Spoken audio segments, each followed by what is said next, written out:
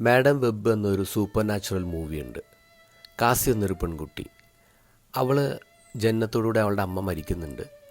അവളുടെ അമ്മയോട് ഇവൾക്ക് വല്ലാത്ത ദേഷ്യമാണ്. കാരണം അമ്മ റിസർച്ചിന് വേണ്ടി ആമസോൺ കാട്ടിലായിരിക്കുമ്പോഴാണ് അവൾ ജനിക്കുന്നത്, അമ്മ കൊല്ലപ്പെടുന്നതൊക്കെ. അപ്പോൾ അവളെപ്പോഴും ചിന്തിക്കും, ഇങ്ങനെ ഒരു ക്രിട്ടിക്കൽ സമയത്ത് അമ്മ എന്തിനാ ആമസോൺ കാട്ടിൽ പോയത്? അമ്മയ്ക്ക് അമ്മയുടെ റിസർച്ചും പേരും ഒക്കെ അല്ലേ വലുത്. ഒരു ദിവസം അവൾക്ക് ആക്സിഡൻറ്റ് വന്നിട്ട് അവൾ മരണത്തെ മുഖാമുഖം കാണുന്നു. അതിനുശേഷം അവൾക്ക് മനസ്സിലായി അവൾക്കൊരു പൊട്ടൻസി ഉണ്ട്, അവൾക്ക് ഫ്യൂച്ചർ കാണാൻ പറ്റും. സിനിമ എന്ന പോലെ നടക്കാൻ പോകുന്ന കാര്യങ്ങൾ കൺമുന്നിലൂടെ വരും. അപ്പോൾ അതിനെക്കുറിച്ച് കൂടുതൽ അറിയാൻ വേണ്ടി അവൾ അമ്മ അവശേഷിപ്പിച്ചു പോയ ഡയറി എടുത്ത് വായിക്കുന്നു.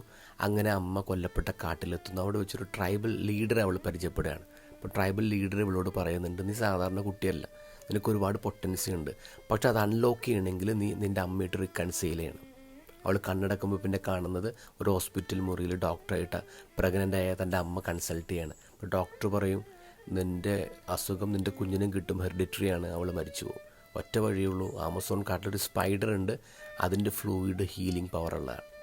അപ്പോൾ കാസിക്ക് മനസ്സിലാവും അമ്മ കാട്ടിലേക്ക് ആ അവസ്ഥയിൽ പോയത് തന്നെ രക്ഷപ്പെടുത്താൻ തന്നെയാണ്.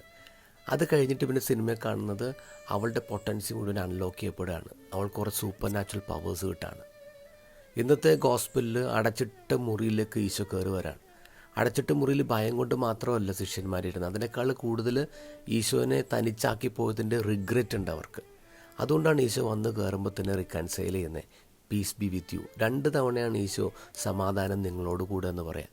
എന്നിട്ടാണ് ഈശോ അവർക്ക് ഗ്രേറ്റ് കമ്മീഷനും ഗ്രേറ്റ് പവറും ഹോളി സ്പിരിറ്റും കൊടുക്കുന്നത്. നമ്മൾ ഈ ഭൂമിയിൽ റിക്കൺസൈൽ ചെയ്യാൻ തയ്യാറാവുമ്പോഴാണ് നമ്മുടെ പൊട്ടൻസി, നമ്മുടെ പവർ ഫുള്ളായിട്ടിങ്ങനെ അൺലോക്ക് ചെയ്യുന്നത്. ഈ ലോകത്തിൽ ആരോടും ക്ഷമിക്കാതിരിക്കരുത്.